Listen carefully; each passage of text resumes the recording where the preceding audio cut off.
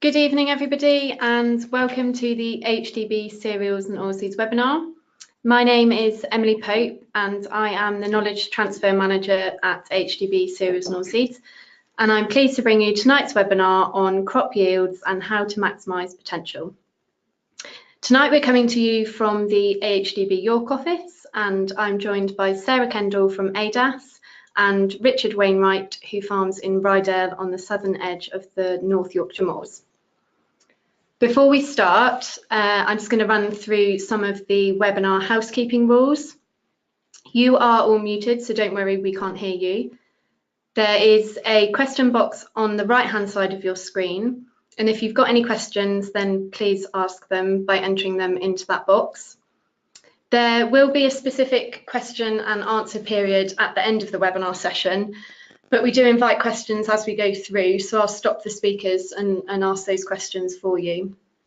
We're aiming to conclude around 8 PM this evening, but we'll see how we get on with the content and questions as we go through.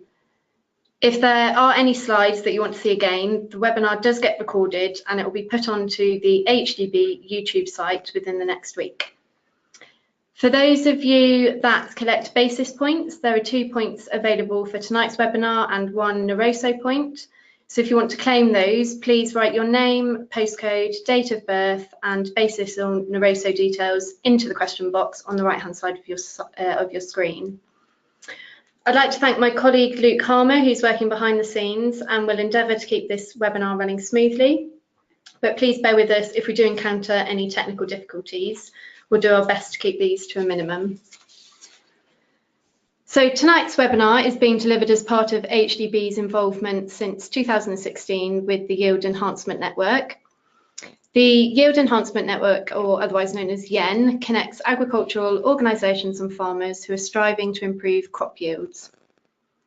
In 2018, AHDB Cereals and Oilseeds supported 36 cereal entries and 7 oilseed entries from across our monitor farms.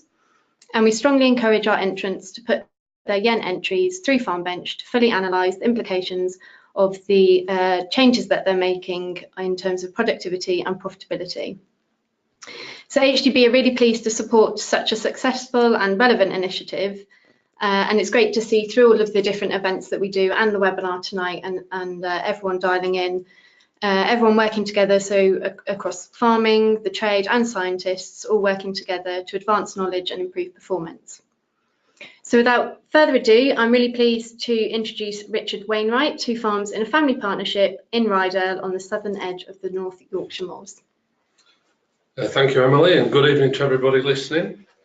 As Emily said, I'm a local farmer to where we are. We're doing this webinar in York at Askham and we farm an arable and a mixed setup.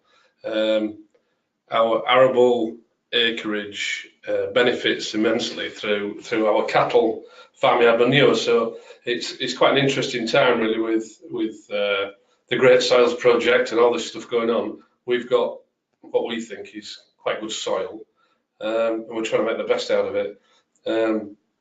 We run to about nearly 500 hectares in a family partnership. We sometimes have weather issues. We're on the southern edge of the North Yorkshire Moors, so it's its own little microclimate. So it gives us lots of challenges.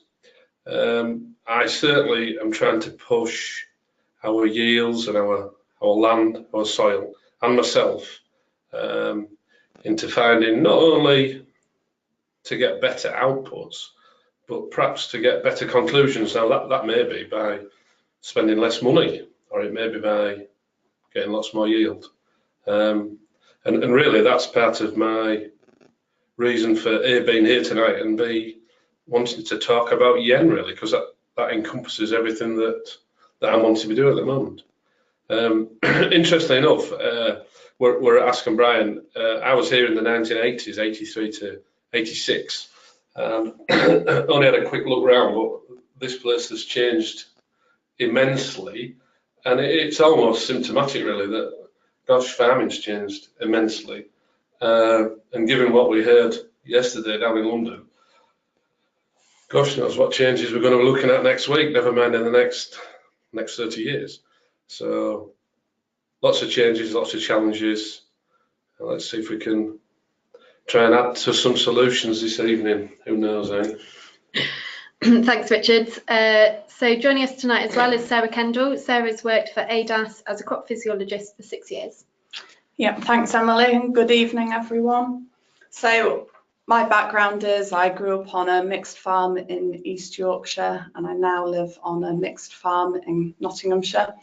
So I was really pleased when Emily suggested the dates that this webinar could take place, because I've managed to get out of lambing duties for the evening, so that was very well timed. Yeah, so I've worked as a crop physiologist at ADAS for 6 years, and I've been involved with YEN since it started back in 2012. And I've also had an active role in a number of YEN entries that my dad has done, mainly with oilseed YEN. So I found this very useful because it's given me an insight from both sides as a researcher and also from the farmer's perspective of being involved with the network. And it's really enabled me to see the benefits that are out there as a consequence of YEN and how we can all try and work together to further understanding and hopefully make progress in terms of yield improvements. So we're going to start with just going through really an introduction to YEN. So the webinar is going to kind of focus on YEN and how we can use the network to make progress, and this really has a number of components to it. After I've discussed or given an introduction to YEN, really the webinar then is going to focus on how we can use the report that YEN entrants get to really further understanding and help growers and agronomists to understand how they can make improvements using the information that's gathered from being a part of YEN. So what we're actually going to do is use Richard's oilseed YEN reports as a basis for this discussion. So the focus is going to be areas which you should look at in the YEN report and how we can help you to identify targets for then making improvements in the future and hopefully improving your yield. So YEN was set up in 2012 and it's been focused on cereals for the first few years, and then we introduced oilseed YEN in 2017. And year on year, the network's been growing, and I think it's been a really good kind of example of industry and farmers and researchers and academics all working together to see how we can make improvements.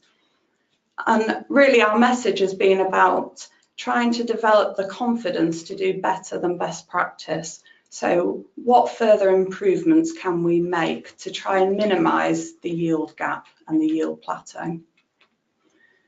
So within YEN, we've got a number of aspects to the network. One has been very much focused on the understanding and sharing ideas and sharing concepts. And this has come through various means, but the meetings that we hold have been an opportunity for farmers and the industry to get together and to try and discuss ways in which we can be innovative to try and improve yields.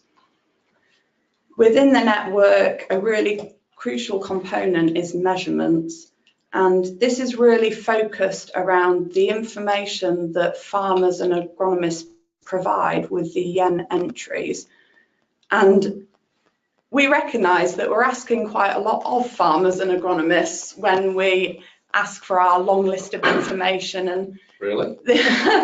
It's on the basis of providing information in terms of the dates of key growth stages, what the agronomy was, and so forth. But we also ask for samples to be provided. And when we were just chatting before the webinar started, Richard was just explaining how easy it is to take a grab sample from oilseed rape. What would be interesting, perhaps, Sarah, is for people listening to to just ask the question through me, even though you sat there and stood there in your wellies, have you got a farmer's hat on or a researcher's hat on tonight? How do you see yourself? I think probably more a researcher's hat. Yeah. Well, we're all disappointed. So one of the things that you mentioned there, so if anybody's tried to walk through oilseed rape post flowering, and some scientist says, oh, we want a grab sample, and the really hilarious bit is the detail, the description and the detail of how to collect a grab sample in a, I don't know, double Z pattern or whatever it is, I don't know. But I just can't imagine anybody doing that. I mean, I personally drive a sprayer into the field and try and get off and grab a bit, and then drive it a bit more and grab a bit. And I can imagine some people not doing that at all, and other people crawling under the canopy. I pass, don't know really. But I think the key thing is that everyone that's collected that grab sample would then recognise when they've got the information in the end report, actually that was worthwhile going to that effort. And don't disagree at all, but what I would highlight then is, and I often wonder this, is you're supposed to shut your eyes and grab the next plant, but in actual fact you tend to grab, I don't know, the biggest plant, say, so is that distorting your result by, or is it you human nature that everybody gets the biggest plant so it doesn't matter? Well, yeah, I can see what you're saying. It is challenging to collect an unbiased sample, but I think probably we have to recognise that it's quite a crude way of enabling us to collect information that then gives us estimation on some of the components of yield.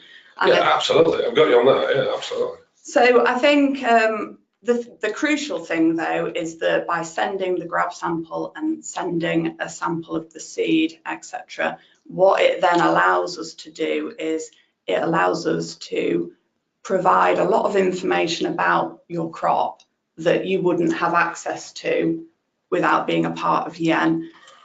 And then it's being able to understand how for those different components, how you sat in comparison to other YEN entries.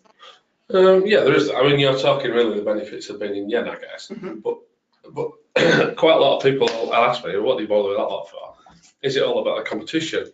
Although it may be about the competition for some, the absolutely masses of data that you get back is incredible in itself. But as a farmer, you've got to go, where are we now? And could we be better? So could we grow more, or could we make a better gross margin? One of the interesting things, shall we say, not controversial, but interesting about YEN, is it has no regard to finance. And that has been a criticism that's been put to me. But I think really what we've got to do is the plants that we have, what is the potential, and so the ultimate yield is interesting, but the percentage of potential is really interesting. So it's for sake of argument, in our 17 entry, we had 39% potential, but the yield was quite big. It was 5.4 tons a hectare, so it was only 39, so under 40% potential. But that's not saying it was a failure. So you've got to dig in all this data to find out why it didn't. And I mean, there was some weather interest there, but other people will say to me, well, hang on a minute, the two things you can't know about is light and water. And you say, well, fair enough, but there's probably a third, 30% of the rest of it that we can do something about. So this is really giving us not only a scoreboard, but it's giving us a pointer to where we end up. Yeah, and just maybe to explain the potential yield, because what we provide through YEN is an estimation of what the crop's potential yield is.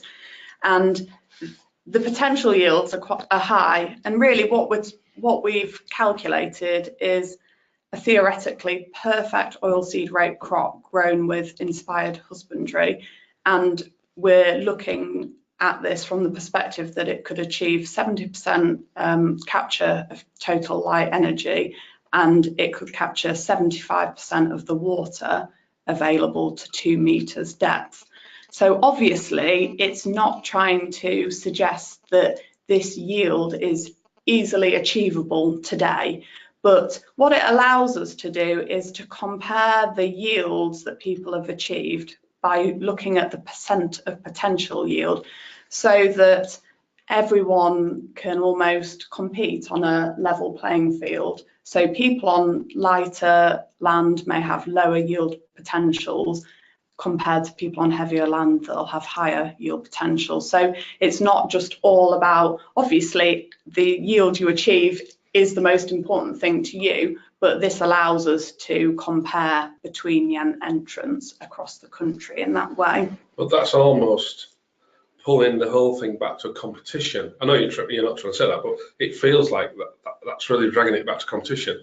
And I'm adamant to say it's not all about the competition. You get so much data back that allows you, rather than a feeling or a gut instinct or we've always done it like this, or you always get the same result. There's actually bits of data that tell you, hang on a minute, I don't care what you think, the data says this. And maybe that's, as farmers, maybe we should be moving even more into a scientific world of basing stuff on data. But, you know, as you know, farming quite often isn't like that. It's often, we've always done it this way. Yeah, I think you're completely right. And I think we're seeing that as yen develops, actually the majority of the people that are involved in entering yen are doing it because they want to learn more about their crop. And you know, for some people, actually, the idea of winning a competition is very attractive. But I would say for the majority, it's this idea of understanding more about your crop and getting all that data. And I think probably it's a good point just to kind of explain some of what you get back as being an entrant, because everyone that enters a crop into yen can submit a soil sample. And they get to NRM, and it's a soil health analysis, so you get a lot of information about the soil. Also this year, Yara are offering tissue analyses, and that's facilitated by yen throughout the season. There's also a free grain analysis, so this is a physical and chemical analysis for cereals and a chemical analysis for oilseed rape, as well as all the information in terms of the resources that are available to the crop, the growth through the season, and the apparent yield constraints, as we've discussed a bit. It's just prizes everywhere, isn't it? So there's a lot that you get, and this report that entrants get at the end, and we've got Richard's report in front of us, so as this goes on, we'll kind of talk about, contains all that information and helps growers to look at where they sat for the different aspects in comparison to the other yen entrants. But before we dig through that lot there, one of the fantastic slides that Pete brought out, well, I'm giving Pete credit, it might have been yourself, Sarah, I don't know, but where there was a graph saying if you had so many seeds and so many thousand grain there, but the majority of the entrants that were over, you'll have to fill in some blanks here, but the majority of the entry that were over, say, was it 5 ton, was because they got 100,000 seeds, regardless of 1,000 grain weight. So that to me was a really great starting point, was have you set the crop up now? Because it doesn't matter what happens, maybe the potential is set. As we sit today, is the maximum potential already set in oilseed rape? Probably is. So it's too late to do anything. All we can do from now till harvest is stop the erosion of yield. Now that is a peculiar way of looking at things. So it's almost like being in politics and paddling backwards, isn't it? You know, it just doesn't seem right. Having said all that, some of the great things that come out of the yen thing is, as you said, tissue sampling. I know you still were misbelieving about our nitrogen input. Oh, that old chestnut. So because our tissue samples and our soil bin said you don't need any, we won't put much on. And lo and behold, you get a yield. So are we potentially chucking too much nitrogen fertilizer on when we don't need to? So again, this is something that, you know, says, hang on a minute, this is, the data says this. Maybe we should believe that more than tradition. I don't know. Yeah, and I think actually that leads nicely into just this third component that we see as being an important aspect of yen, because what you've done there, Richard, is really describe questions that we don't necessarily have the answers to. Right. So we see this testing aspect of yen as being really important. We're on about fig now. No. Yeah, so this would We be, are? Oh, right. well, we're I going was a bit to, lost when you said third. I think none of us three. I thought it was just 2 for 1. on the slides, we'll come to the yen yield testing project more at the end of the webinar. Emily and I both thought you'd forgotten about the slides. But it's really to kind of highlight that we're collecting data within yen, and we can ask questions of the yen database. And really what this does is provide more questions that should be answered.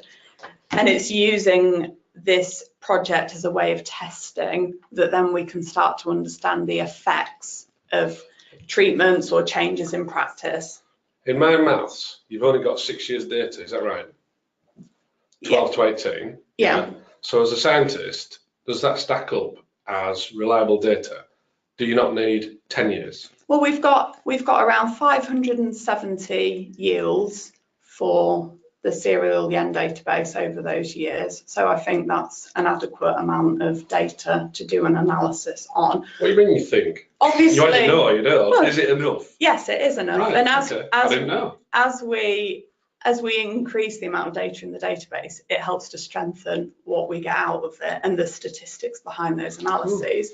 But it's been useful because now we can start to show associations with yield, and then we need to ask questions and be able to understand effects. I've got a good idea. Let's check it all up with a question. Got a question, very nice, very smooth that was.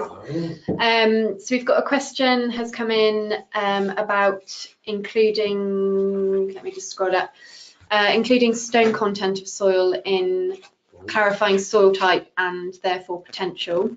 Surely if crops sit in high stone or gravel content or over beds of gravel, this would affect performance or potential performance depending on the season. Yep, so in the information that we ask to be able to determine what the potential yield is, we ask the important things are to know where the field is, to know what the topsoil texture is, the stone content of that topsoil, the subsoil texture, the stone content of the subsoil, and also importantly how deep the soil is. So if the soil is less than 1.5 meters in depth, we want to know what the type of rock is, because obviously this has an implication in terms of water availability. So is that where you calculate the soil retention, the water retention of the soil? So we look at the water holding capacity of the soil, and we can determine what the available water content of the soil will be based on that information. So definitely it does have an effect on the potential yield. So getting an accurate understanding of where the stone, how much there is, and where the shallow soils, how deep the soil is very important, because it can have a significant effect on what the yield potential is. But I could read into that question slightly differently, is that when you fill in the entry in, if you like, with your data, it may be that you're asked a very definitive question, but the field's got 20 different soil types, for sake of argument, which fields haven't. So then you have to sort of take this mythical average and say, well, I think it is about that. And then when you go to the drop-down boxes to fill your entry in, it doesn't correspond with what you think there should be there. So you're stuck between, two things, and you just have to take a stab. Yeah, I agree with what you're saying, and it is difficult if you've got a variable field, because you're having to essentially give one answer where there may be multiple answers. And obviously, even where the shallow soils, you might have a valley bottom in the field where there is a decent depth of soil. So I can understand from your point of view there's big differences. And I suppose what we're trying to do is at least have an estimation of, based on those parameters or that information, what the yield potential will be. You've got to start somewhere. Yeah. I get that bit. So the other thing then on that is, where are you getting the weather and the rainfall and the light relative to the entry point? To my entry then, where do you get that data from? Yeah, so the data is provided by iTerrace, so they're a sponsor of yen. And it is modelled data. So obviously, if you collect your own rainfall data and say you had solar panels so could measure the amount of light, that is potentially more accurate than some of the data we have available to us.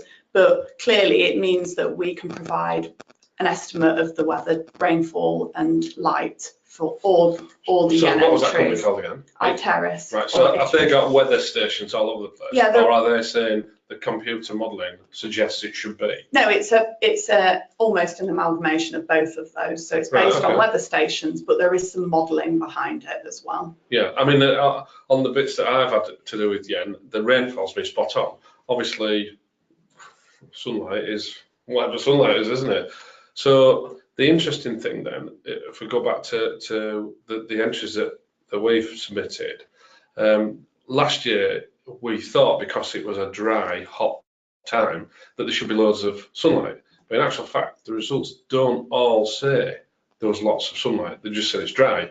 So what is the difference? Well, I think because yours is probably an example where compared to a lot of the other yen entrants, actually you didn't have as much light available as you maybe would have thought.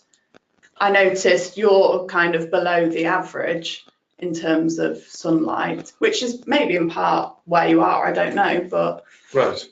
But what I'm saying is we thought it was hot because it was sunny, but it obviously either wasn't as hot as we thought it was, or it wasn't as sunny as we thought it was, or it was a different type of light that the data doesn't suggest it's the same thing as well. So there's a contradiction in my head. Yeah. Gosh, it was a real bright, warm year, and yet the results say actually it wasn't as bright as you think it was. I think still we saw kind of the average light was definitely high in 2018 in the data that we had. So. Right, yeah, I believe you. So I wonder now if it's a good point just to, I've moved on to explain the benchmarking figures that we use in the yen report. I think it's important just to go through this because it helps to explain how we illustrate the data in the yen report. So essentially it's with a box and whisker plot, and for the factor or the parameter in question, we try and provide as much information as possible. So we show what the lowest yen value would be, what the highest yen value was. We show what the mean was and also the middle 50%. So we use this orange bar to indicate where your entry was. What we also put in these figures, if we can, is what the AHDB benchmark would be for the crop, and also if there's a critical value. So it helps to understand in terms of where your entry sat and also where it sits in comparison to a benchmark and critical value. You couldn't just explain those two terms then, Sarah. So benchmarking, is that something to do with farm bench? Yeah, so the benchmarks are based on the data in the growth guides. And so it would be, for wheat, it would be an 11 tonne per hectare yield. And for oilseed rape, a 3.5 tonne per hectare yield. So they're the benchmarks that you would need to achieve essentially to get to those yields for those crops. And what's the critical value? Where's that come from? So the critical value is normally suggesting that if you're below this value, there would be an implication on yield. And for some of the parameters that we report, we've got a lot of information and we can show what the critical value is. And for some of the others, we don't have enough information to know what that critical value is. So specifically, that could be about a nutrient, say, yeah. I don't know, potash. And so those, if you like, the benchmark and the critical are from accepted data, shall we say, from elsewhere. Yeah. So it's a third party. There's a source of that data. Yeah. I think the good thing about yen and the fact that we're building a database is that we can hopefully start to learn a bit more about either some of the critical values that are very well understood and help support whether they're correct or not. And in other cases, start to build a picture for where we don't have critical values or as good an understanding what they might be. Because I'm guessing for scientists, that what I call cat whiskers, but I know it's called something else. Box and whisker chart, it's probably your language, but for farmers, it's not something we're used to seeing that much. But once you get your head around it, it's quite intuitive to use. And I look at the box in the middle, so the 50% of the value. Where are we in relation to that with all? So not the top and the bottom. Where's the majority of the people, and where are we in relation to that? So that it's quite a useful tool, is that? I must say. Yeah, I agree. I think once you understand how to interpret it, then you can actually, there's a lot of information sitting behind those benchmarking figures. So I think we'll move on to talk about we'll focus a bit on the report and some of your data, Richard. All right. I think just to give a little bit of context. Oh, okay. So well, I was going to say something, but you carry on. You're in charge. In 2017, so Richard grew DK Extrovert and other brands are available, of course. And the gross output yield was 5.4 tonnes per hectare. And as you said earlier, Richard, this was 39% of the yield potential. The gross output is included oil, is it? It does, yeah. So this was a top 20 placing for that entry. Then in 2018, you grew Exclaim, moved up the rankings to top 10. And unfortunately in 2018, we didn't manage to measure oil in the samples. So actually we reported yield, but Richard has informed us that the oil was 47%, I think. Which is a shame because last year was a fantastic oil year. Yeah, well, it was. So it may have changed. Yeah, because some result data. On that basis, your yield was 6 tonnes per hectare, your gross output, and this would have been 53% of the yield potential on the basis of that oil being high. So one of the things that I feel I need to make clear is when you get the report, the harvest report, it just is a little bit overwhelming. But one of the great things is that either yourself or one of your colleagues does a summary, so that somebody's interpreted all this mass. I don't know how many pages there is. All this mass of data, they've interpreted it and given you a summary, and the summary is the place that I go to first to figure out what's going on, because it can very much feel like overload.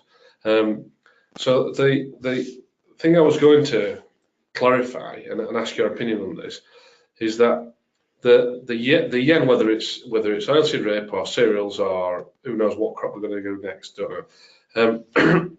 Do you think there needs to be a financial element going forward? I mean, I'm not saying this year, but because if you can buy yield, which we've always been able to buy yield because we've got artificial fertilizers, if you like, that's one example.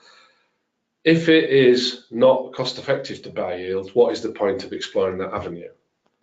I'm being a bit of a devil's advocate really, but it needs to be said because lots of people chuck a grenade at me. Yeah, and we've been asked about reporting gross margin a number of times, and some people are very keen on this and some people are very not keen on it. Yen was set up to try and identify innovative ways of improving yield and improve understanding. And I think what we didn't want is the fact we didn't want cost or gross margin to have such an influence that it stopped people being innovative. And I think there will be some cases where people, how they treat their yen field or the area of the field they enter into yen, they wouldn't necessarily replicate that across their whole farm. Sure, it could be for a number of reasons. It could be because they do a lot of applications and it wouldn't be viable to do that across all their area, or they maybe have specific operations or apply specific products that are more expensive. But I think it's about trying to understand how we can improve yield and then understand what components of that system are fundamental to increasing yield, and then trying to look at what parts of that can we replicate across fields, so that it might be that then you make a small yield increase, but you do manage to, say, increase your average wheat yield, but it might not be that you replicate that whole protocol, so to speak, across the whole farm. I've got that. I think what would be really interesting, it's probably an impossible ask, but if you could take the farmer effect out, then other people could look at the situation and go, right, what inputs have been put in there and in what order? Because as we both know, the farmer effect is still the major input difference in these yen entries. But I guess people are looking at it in terms of how it's accessible because it's there and you're publicising it, but how usable is it as an agronomy tool going forward? And I think the answer has to be at the moment, it's another piece of information, it's another tool, but it's certainly not the first. You know, the first agronomy tool, if you like, is probably pH. You know, it doesn't matter how much fertiliser, how much, whatever we do, if the pH is 4, it isn't going to happen. So there's some fundamental building blocks, and this is just, I don't mean to be disrespectful to Yen or to yourself, Sarah, but this is almost the icing on the cake as opposed to the cake itself, because we're really talking about little increases in various things and see what they do. I'm and I just think, putting it out there. No, so what you said is reasonable, and I think if you go back to what I said at the start, it's about being better than best practice. So essentially, a lot of farmers that at the moment we're working with in Yen are probably those that are doing most things right, that's why generally they're achieving good yields. And it's about learning about how we can make further, and they may be small improvements, but how we can fine-tune the systems to make those improvements. Yeah, so what you're really alluding to is it's a distorted picture already, isn't it? Because if you want to enter something like this, you're probably more interested in the science. Yeah, and I think if you look at some of the results from when we've analysed the cereal database, important things, fundamental things that we know are important for yield, such as applying nitrogen, are only weakly associated with yield. And clearly that doesn't mean that nitrogen isn't important. It just means that the group of farmers that we're working with in Yen and the data that we've got, they're probably applying the right nitrogen rate. So by making changes to the amount of N applied, it's not going to have necessarily a big significant effect on yield. We've had an interesting comment come through from somebody listening, and they looking at slightly different ways. So they're actually entering the fields on their farm that are currently the least productive, because they feel that their aim is to increase their farm's average yield by bringing up those lower performing areas, and actually they've got a lot of learning to do on those fields. So there's different people entering, I think, for different reasons. So you've got that mix.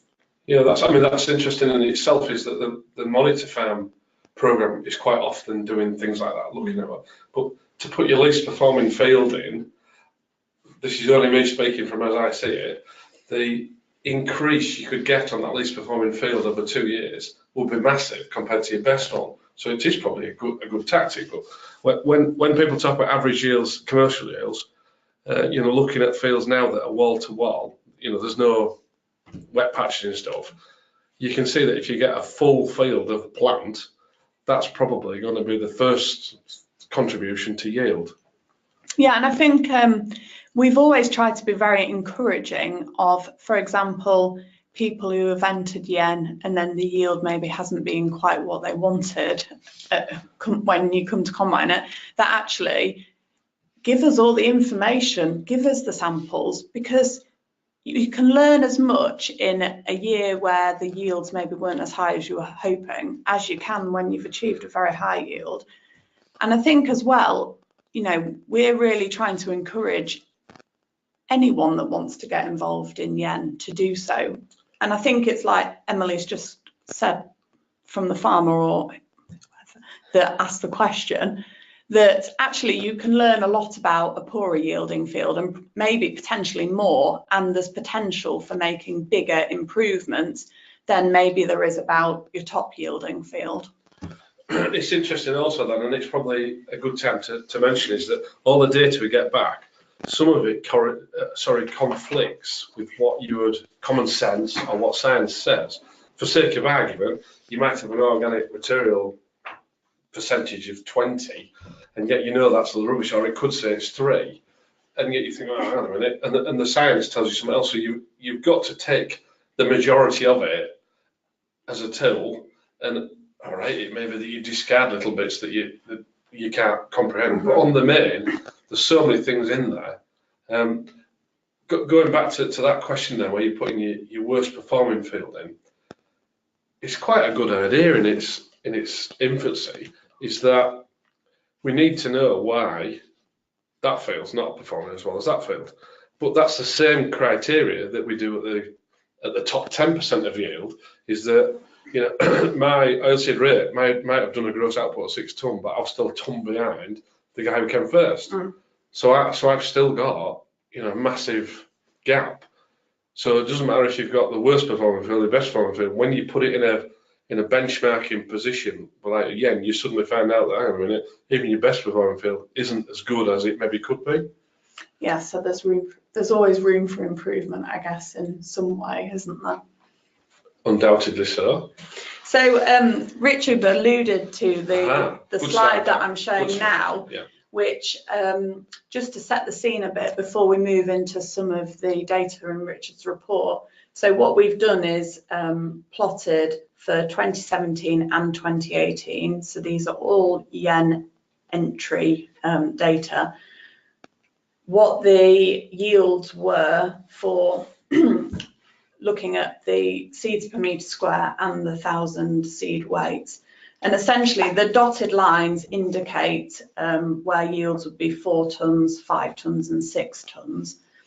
And normally we would say that if you grow a crop that has 100,000 seeds per metre square or more, that this would yield 5 tonnes per hectare. And if we split the data in two, so we look at the mean yield where the seeds per metre square was less than 100,000 and the mean yield where it was greater than 100,000, you can see that there's a big difference in yield, so 1.2 tonnes per hectare difference. But we did see actually in 2018, and due to the conditions in the summer, that some of these crops that had been very well set up and had a lot of potential, so they had more than 100,000 seeds per metre square, actually didn't achieve that yield of 5 tonnes per hectare because seed filling was obviously curtailed due to the season. So I think it helps demonstrate when the season is tricky, the implication that this can have on yield. Can you read anything into that then, Sarah, that it appears in 18 that there was a lot of entries over 120,000 seeds? In the previous season, there wasn't any. And when you look at the vast majority of 17, they were below 100. I mean, is that something as growers we can't do anything about because it was a wet autumn or it was a funny spring or? So there's, well, the fact that following flowering, so when seed number is actually determined, so it's normally a 2 to 3 week period following flowering, that time was very sunny and that is beneficial for setting a high number of seeds. So I think the high seed numbers that we've seen in 2018 will be partially a consequence of that weather during May. There may be that some of this could be a benefit of growers being involved in yen and understanding that. I wasn't unwittingly trying to claim that for you, don't get me wrong there. Seed number is crucial. But there was more entries in 18 than 17, wasn't there? Yeah, there was, yeah. So could you deduce from that then that some of the entries that entered in 18, not 17, knew how to grow rape, so it's distorted the graph? I don't know. Yeah, I mean, I think from being realistic, you know, a lot of the growers that are involved in this probably already know that seed number is really important. So I wouldn't like to say that it was down to yen too much, but you know, if that was a consequence, then that would be really great. So I think if we just look at some of the data in your report, Richard. So here we're looking at the number of seeds, so in terms of thousands per metre square and the 1,000 seed weight. And so this is from Richard's 2018 report. So his crop, the entry achieved 103,000 seeds per metre square and the 1,000 seed weight was 4.8. So the crop was well set up, it achieved a high seed number, and compared to a lot of the other yen entrants, the 1,000 seed weight was quite good as well, and given the season, obviously achieving a high 1,000 seed weight was challenging. But I didn't know whether you have any thoughts about things that you might have done, either as a consequence of being involved in Yen in 2017 and maybe changes that you've made, or, you know, that can attribute any of this to things that you've done? Well, fundamentally, I can't remember seeing on the reports a seed rate, or there'll be a plant count or something. Historically, we've had always a low seed rate, confident that the seeds will germinate and we'll get plants. So we're looking at anywhere between 10 and 15 plants going into spring. So we're always going to set a lot of seed, because the light gets down to the canopy and all the pods hopefully have some sort of a seed. What's interesting in that graph chart there is that our entry for seeds was just mid-pack in that 50% block, but our 1,000 grain weight was higher than that mid-pack. Now, the 1,000 grain weight, we thought we were influencing it because we put in late nitrogen, foliar applied nitrogen on when we put pod stick on, and in this case, we didn't desiccate it. So our fundamentals we haven't changed them. We've just got confidence to do the same thing because it's working. So our fundamentals are establish a crop that's not got many plants, that pods and branches out, but more importantly, create a sunlight factory and keep it green for longer. That's the key message that I've got out of the Yen data, is keep crops green for longer, and don't, if you like, prematurely kill them through glyphosate or whatever else because you've got workload issues. And you know, we all do a bit of that. We're sick of that. You know, we're never going to get it cut, and we've got all this other work coming. Right, let's get it desiccated. I'm pretty sure our tactics of learning it die naturally. It's an absolute pig to combine, but in a season where perhaps the 1,000 grain weight was wanting, we still maintained ours. I wouldn't say it was brilliant, but in the season it was good. I also wonder if that's why our oil content was high as well. Yeah, and I think as well, so here we show the biomass of your crop, Richard, and also what the harvest index was. And you can see from this that the harvest index was 38%, which Could you was... just remind us what the harvest index is, could you? So the proportion of the biomass that's attributed to this, so the ratio of seed to the rest of the crop. I thought so. Yeah. And I think earlier you talked about the rate of nitrogen that you apply. Or lack of, you mean? Yeah. And I think that's probably contributed to achieving a good number of seeds, and the fact that the harvest index is good as well. But I think you would perhaps know if you dug in, or you will have dug into it all, of course you will. We're using other inputs other than straight nitrogen to keep our sunlight factory green for longer. You know, whether that's, I'm a big believer in trace elements, giving the crop what it needs when it needs, but you've got to be prepared to make multiple passes. You know, in our Yen plot here, we made 12 passes with the sprayer and 6 passes with the fertilizer spreader. Now that might have been putting P&K on, it may have been putting sulfur on, but there's a fair bit of work goes into it. And I don't think in broad acres farming you wouldn't have the time to use those sort of input passes. But I suppose what this is doing is, by presenting the data in this way and helping you to get an understanding of what the components of yield was and what the important factors have been in determining that yield, it can then start, you know, you wouldn't necessarily have had access to that information through another route. And I think then you can start to ask questions. And like you alluded to, really, you said it's given us the confidence to almost know what we were doing, that we were maybe asking questions over, that actually that's a good decision. Right, did I come over that thick? No. We didn't know what we were doing until we got a Yen report back. No, only joking. No, you're quite right that you pick out stuff out of Yen report that you go, gosh, is that where it is? But the funny thing is with biomass, I mean, you've been in our fields now and seen what we're growing. I would necessarily think we've got loads of biomass, but when you look at the chart, there isn't. We just have a few plants that are massive instead of 10 times more plants that aren't so massive. So the biomass thing in itself can be a little bit misleading, because it'd be nice to know, is there a chart for pods? No, we don't Right, have a so chart. we've got seeds but no pods. But so it'd be nice to know that if our perceived tactic of having an open canopy to let the bottom branches, the pods down there actually come to something is actually working. And you said that you don't desiccate, but I think you also were telling me about when you harvested this crop last year and the fact that you would normally harvest on the 16th of July. Can't think your birthday. I know that day, yeah. And obviously it was a lot later in 2018, which given the season and generally harvest was early, it's likely that this has contributed to your yield, well, having a good yield. Yeah, I'd put a definite caveat in there though, mind, is that when we were harvesting, we only got halfway through the plot, so we had a hailstone storm, which was going on. But then, we've got pod stick and we've got hopefully pod shatter resistant with DK variety, so maybe it wasn't as bad as we think.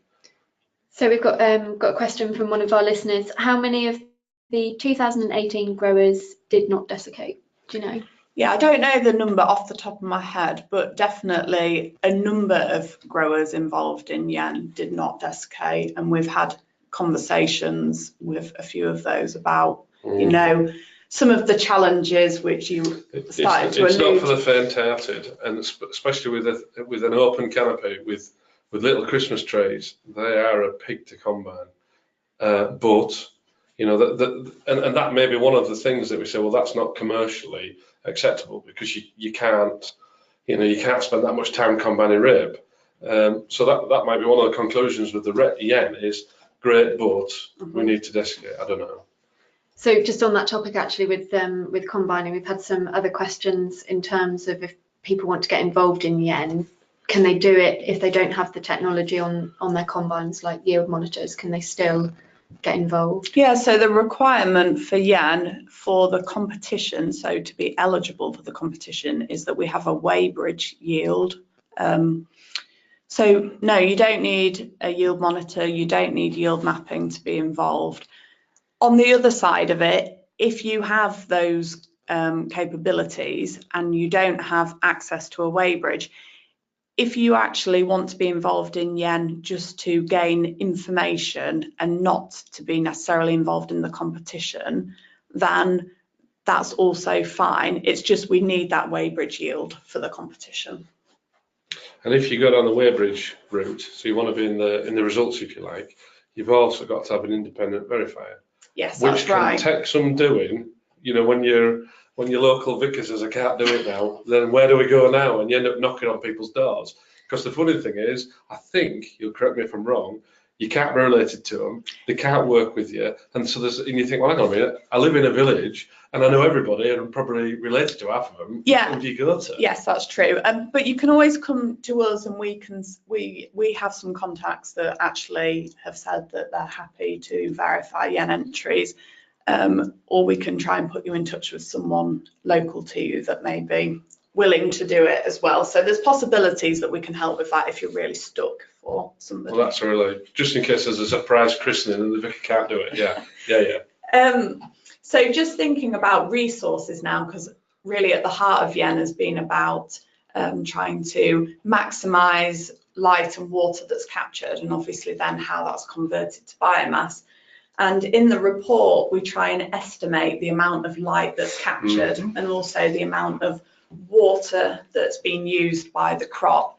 And it's a crude estimate, and really it's on the back of you supplying those grab samples. So we have an estimation of what the biomass of the crop was, and then we can almost work backwards to try and estimate how much light was captured and how much water was used by the crop. And I didn't know, Richard, whether you look at this and can interpret it, or whether it's something that maybe gets brushed over a bit. I know the other scientists, you understand things like that. No, that's just what I was saying earlier, is that you've got that solar radiation, which in our entry point was a lot lower, one of the lowest, and yet we sort of think it was quite a warm, sunny summer, but obviously it wasn't sunny enough. But paradoxically, and I don't understand this, maybe you can explain it, is we had low sunlight, or usual sunlight, and yet the crop it captured a lot more than average. So just explain a bit about Yeah, that. well, and our target, so in the yield potential model, our target is to intercept 70% of the light, and Richard has achieved this. And I think it comes down to, if you think about some of the things that you've talked about a low plant population, you've talked about targeting the nitrogen rate to the field and the crop that you've established and probably what's in the crop come spring. So thinking about canopy management carefully. So things like that, having an open canopy definitely contribute to intercepting light, because what we don't want is a thick layer of flowers that prevent light getting down into the lower leaves, because it's the photosynthesis of the lower leaves and the capture of light that is really important. So interestingly, one of your entries has obviously invented perpetual motion there, because they've got a crop that captured 110% of the solar radiation. Yes, and that is incredible. I thought this might come up, as in how do you actually capture more than 100% of the light available? And one of the things is that we don't account for, in terms of when we report what light is available, that doesn't extend into August. So if a crop had continued to be green into August, then it would, well, it could achieve a high percentage of solar radiation captured. And we have seen a crop that the pods were still green on the 25th of August, that the entrant reported to us. So you can see how in some cases there's potential for more light being captured than we're saying is available. That wasn't a Scandinavian entry, was it? No, I don't think because so. there was some Scandinavian. Yes, there was, yeah. Yeah, that's right. So we've got a question here from somebody asking about whether you use a bricks meter to monitor crop health. Obviously not. No, never. What's one of them, Sarah? No, I have heard of some yen entrants using that as a way of helping to monitor the crop. What does it do? But yeah, I don't know a lot about them, I must admit. So we'll have to Google that one. The other thing to maybe discuss very briefly before we finish is the fact that we also report on seed nutrition, and maybe Richard, you can comment on whether you think this is useful and how you may use the data presented in this to either think you're doing the right thing or think you need to do something different. The trouble with some of the trouble with the tissue sample and stuff like that before seed is that as a plant is growing, it's obviously going to be under stress because it's wanting maximum input. So it's, in my funny estimation, it's a bit like Apollo 11 blasting off from Cape Canaveral. It needs everything it can get and more, as it's not going to get out of the Earth's gravity. So the tissue sampling can be a bit misleading. The seed analysis is actually quite good, really, because you say, well, we've finished everything we can do, and what was in it. And the two things that my agronomist Jim and myself got out of is somehow, despite multiple applications of manganese, the seed is short of manganese according to our best guesses and data. And again, we tip zinc on like it's going out of fashion, and somehow the seed was short of zinc. So is that saying, don't put any more on, are we putting it on at the wrong time? So that's what we're going to investigate, really. Yeah, and I think probably in terms of the seed nutrition for rape, there's quite a lot we need to learn, and potentially building this database can help us to do this, because the question that you've posed about what you're doing, etc., I think we don't have the answers to as researchers. So I think this is starting to indicate lots of questions that we maybe need to be testing. Someone's asked on the nutrition side of things, how is it decided what level of nutrient is adequate? Oh. Yeah, so where do those benchmark figures come from? Yeah, so the benchmark figures, so where there's a blue line, where we've got data or literature to support those blue lines. So they would be, here we're saying they're a typical seed concentration. For some of them though, so the blue line is AHDB? No, so in this case, they're a typical seed concentration. So there isn't a benchmark for these in terms of an AHDB. It's interesting though. The boron one. Yes, and it's interesting if you look at magnesium, because there's a lot of interest in magnesium. that we do have some data sources that have shown typical seed concentrations of 5,000 milligrams per kilo. Actually, in yen, we haven't seen many entries that exceed 3,000 milligrams per kilo. So is this suggesting that that typical concentration actually isn't that typical, or is it suggesting that maybe seed samples are low in magnesium? So there's lots of questions that we can draw out of this, and I think it's helping probably the industry to understand what we need to do more to be able to interpret this. But I do think looking at the nutrient content of the seed can be a useful tool in time with more information to help to interpret the agronomy. Okay. One of the things I'd like to just clear up with you, Sarah, I'll give you the opportunity to clear up, is that as yen has become more popular, particularly in the farming press, lots of companies are leapfrogging on the back of it for commercial reasons. Now, those sort of actions usually dilute the information or the message to farmers. It no longer becomes, or no longer stays, should I say, genuine and have integrity. It somehow moves slightly to a commercial angle. So what are you doing at ADAS to sort of preserve the idea of yen? Well, I think that takes us probably nicely into the yen yield testing project. Does it? As a way of... Did you just dodge the question? No, I will answer the question. In the context of the opportunities that we've got for testing the effects of treatments and answering questions through this project. But I think what we have to be careful of is listening to what people are doing and looking at what their applications are, etc. But thinking about what were the components of that program, or what were the components of that strategy that A, have the potential to work for me on my farm, and B, are actually contributing to that high yield. Mm-hmm. And I think really, without data to show with and without that, it's very hard to interpret that. And I think this is why this project is probably fundamental now to yen moving forward, because it offers the opportunities to support farmers testing ideas. What's interesting about this whole webinar thing, given our age disconnect, I feel vaguely connected that I'm answering questions on social media and listening to you dodge my questions. A lot of the questions are actually coming through my social media links rather than from Emily, but anyway, never mind.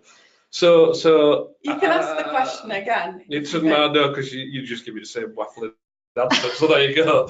So let's just talk about the farm innovation groups, because to me that's quite exciting stuff.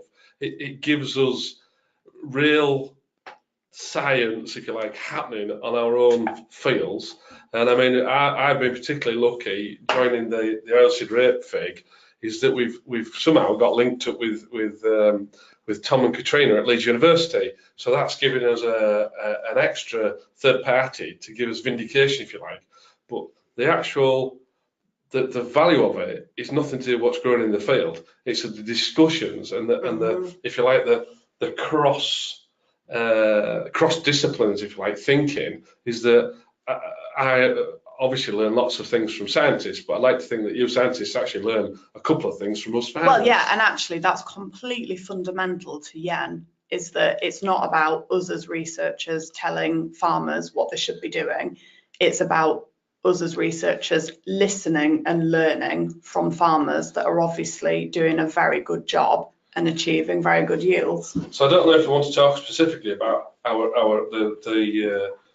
the spatial awareness drilling we're doing for this oilseed rape crop, but the problem that I've got so far is that it looks almost too good to be true. You know, the differences in LAI and NDVI, whatever measurement you want to take, drilling half seed rate in both directions, the crop is just immense, and so it can't be that much better at yield than the other one. So I'm looking for the Achilles heel. I'm looking for the wheels to fall off and go, bloody hell, I knew that. But that's the benefit of being involved in this project, I think, is that you'll get an answer in terms of you will know what the yield difference was when we've got your yield maps and analyse that data. And I suppose that's not necessarily what all farmers have access to and a benefit of the project. No, I agree with you. But what I mean is people quite often drive past fields and go, well, that's a good crop because, and that's a good crop because, or that isn't a good crop because.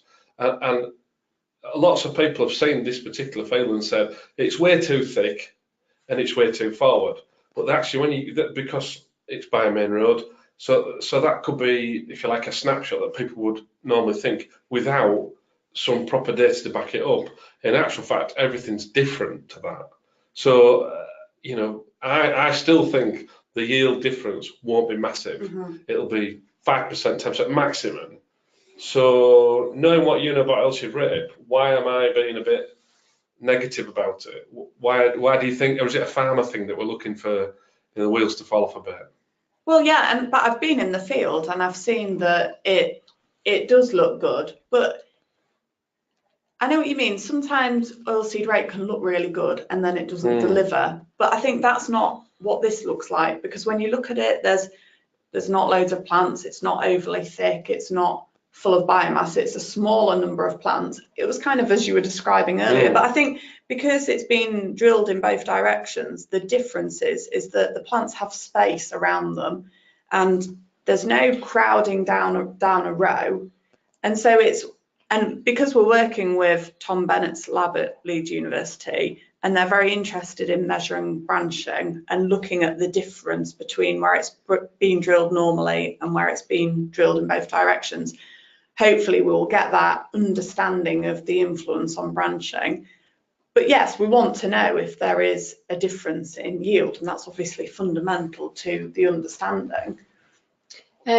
Someone's asked if you did the cross drilling with the same drill that you would have done, and if you did it in the same direction. Was it a standard approach that you used? So our farm standard has been for quite some years is we use a sumo tree or a trail drum with a seeder on the back. So our normal farm practice was a seed tube, a drop tube rather than a scatter plate, runs behind the legs. So across 3 meters we have six rows of seed. So all I did with the cross drilling bit is we drilled normally with the tines in and the discs in one direction, and then the direction that the tram lines are set in now, we ran it back over the top of it with the legs and the discs out. Now, what I've really got to state, and I think there's no illusions here, is what we did is not commercially acceptable. Nobody's going to drill things twice. But it was just a poor man's way of getting a direct drill, really. It was halfway out to direct drilling. What we wanted to establish was, if we let a seed have lots of space, what will happen? And is that more of a way of getting, not a bigger yield, but a healthier plant? So far, we'd have to say it is.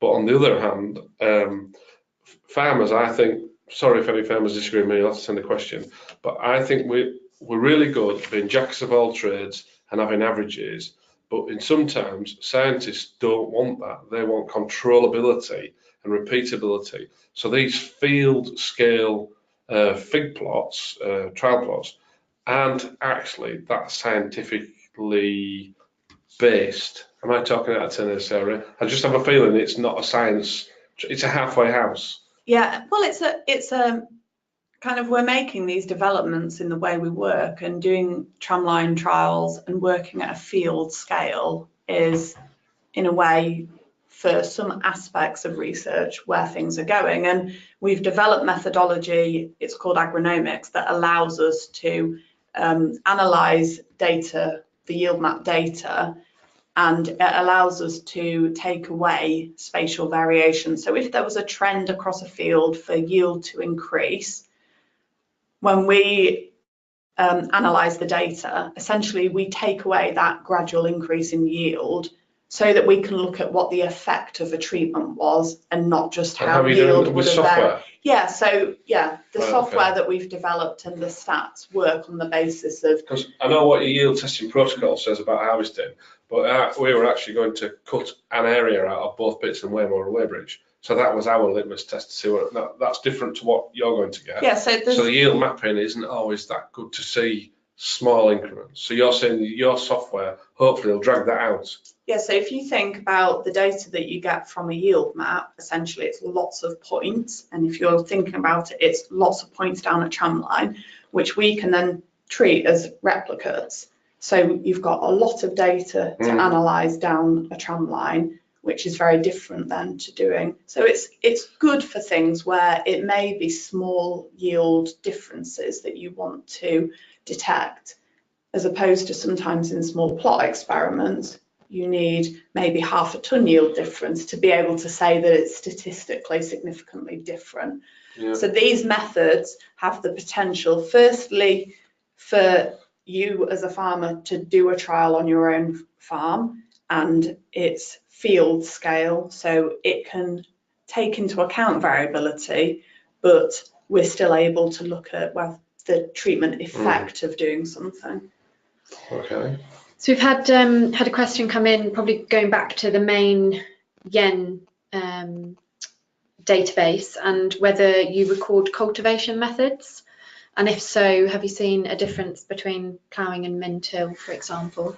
Yeah, so we do ask questions about cultivation, and when we've analysed the data, so this is the serial database I'm referring to, and we look at, so we obviously have to class it into different classes when we do that analysis, and we don't see a significant association of cultivation technique with yield. And for oilseed, we've done a more simple analysis where we've just compared the bottom 50% of yields and the top 50% of yields. And again, we don't see a big difference in terms of the way it's cultivated and that contributing to the yield. The interesting things there then, so that I would put in, is on the cereals, correct me if I'm wrong, but I think the top 3 all ploughed, which is tad inconvenient. And on the oilseed rape, I think the seeds of so the plants of the top 3 or 5 was really, so the plants per square metre, sorry, not very clear there, was really low. Yeah. So that you can take all sorts of stuff out, can't you? But when we're doing this cross drilling fig, I think if we were confident enough to drill 10 seeds by our usual method, we would probably end up with the same canopy. But obviously 10 seeds, most people will say, well, I would never drill that. I still have plenty of people that ask me how many seeds and they can't believe it because they're still drilling 10 kilos a hectare. Yeah. So you can read all sorts out of data. So I think probably we'll just summarise some of what we've talked about, and this is really some messages in terms of if you've been involved in yen in the past and you have reports that you can look at, or if you're involved in yen this year, what to do with the report. And really it's about trying to identify key benchmarks that you think are important, and this can be focusing on the components of yield and maybe some of the other parameters that are important. So we've talked about for oilseed rate, looking at the number of seeds and the 1,000 seed weight, and trying to understand the biomass and the harvest index, etc. Then it's about trying to make comparisons. So look where your entry sat in comparison to other yen entries, and also in comparison to benchmarks and critical values if there's that information. Look at the season. So in the report we present the weather data for your site. So when you're looking through the report, look at that information in the context of the weather, so the rainfall and the sunlight and the temperature. And then look back at what you did. And we also present a lot of agronomy data in the report, and you can see what you did in comparison to other people. But I think really the key thing is using the report to try and identify key targets for progress. So what could you differently? And I think, Richard, when we looked at the nutrient content of the grain, you were almost picking out things where your entry was a lot lower than some of the others. And you maybe don't have the answer of what you should do differently, but it at least identifies things where there's potential to do something differently and see what happens. I think it's about designing a strategy. So having a plan on the basis of identifying these targets and then testing it. And, you know, anyone can do a tramline trial, and we've got on our website a guide for farmers to do trials, which outlines how you should set up the trial and the design, etc. So there's resources to help you do that. And I think it's that testing, doing something different and understanding the effect of that that's really important, and probably will help with making progress. And if you're listening and you're in Yen, you can still register to be involved for 2019. So if you go to the Yen website, you can register through there. The interesting thing that you brought up in some of that summary there, Sarah, was I would say that one of the reasons for going into Yen was to ask yourself what's holding yield back. And if the conclusion from all the data is it's something you can't influence, rainfall would be a good idea, at least you know. But one of the other key benefits of joining Yen is that it almost gives you permission to be enthusiastic and to be technical about farming and growing crops. And the interaction with other farmers, like-minded farmers, and technical advisors or agronomists or scientists, it's just a great input. And there's nothing wrong with being scientific about farming, you know. And this is what Yen's about. You know, so if you're listening to this and wondering if you'd have a go, there is a cost implication. There's a cost per entry. I forget what it is now, 300 quid maybe. I can't remember what it is now, but you'll know better than me. But there's lots of commercial companies that want to sponsor. Yes, there is. And they're not all seed companies. One of the interesting things we haven't discussed about was there's about 40 different varieties that went into these entries. So there's no clear-cut variety, and there's no clear-cut indication that hybrid or conventional is the way forward. Now, that's the whole entries. I don't know what the top 10 or the top 3 were, so there maybe could be some, you know, extra analysis input in there. But it's open to everybody. And as you've said already, Sarah, I think, is that there's nothing like oilseed rape to compensate.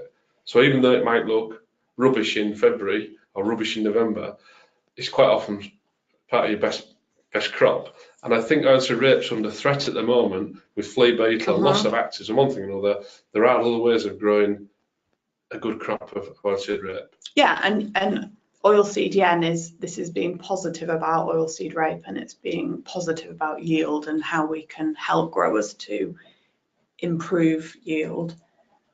So I would just like to finish by just acknowledging all the Yen sponsors, because it wouldn't exist without the sponsors. So thank you to all of the sponsors. And I'd like to acknowledge all the entrants. Yes, if the entrants didn't enter, you wouldn't have anything we wouldn't have about, any data. No, that's quite true. Just addressing the balance a bit, yeah. So just to wrap up from our end, a big thank you to all of you for listening and engaging with the webinar. We've had lots of questions come through that we've tried to ask and answer as we've gone on in the discussion. What I'll do is we'll download all of the list of questions and do a bit of a you asked, we answered with Sarah and Richard after, and we can send that out with the link to the slides that will go onto the YouTube site after we've finished this evening. So please keep your eye out on the AHDB website for webinars in the future. As always, they'll be advertised on our events page. The next webinar is on the 25th of March, and we're going to be looking at business planning and communicating your business plan and your way forward to your partners, advisors and bank managers. So it just remains for me to say a very special thank you to Richard and Sarah for taking your time out of your busy days. As I said, the recording of this webinar will be available to watch back on our YouTube channel in due course, and all of those of you that have registered will receive an email alerting you when it is live. If you want to collect your basis and Rosso points, then please just make sure that you've entered them into the questions box, and if not, just get in contact with myself and we can get that sorted for you after we finish this evening. So thank you very much. Good night and thank you.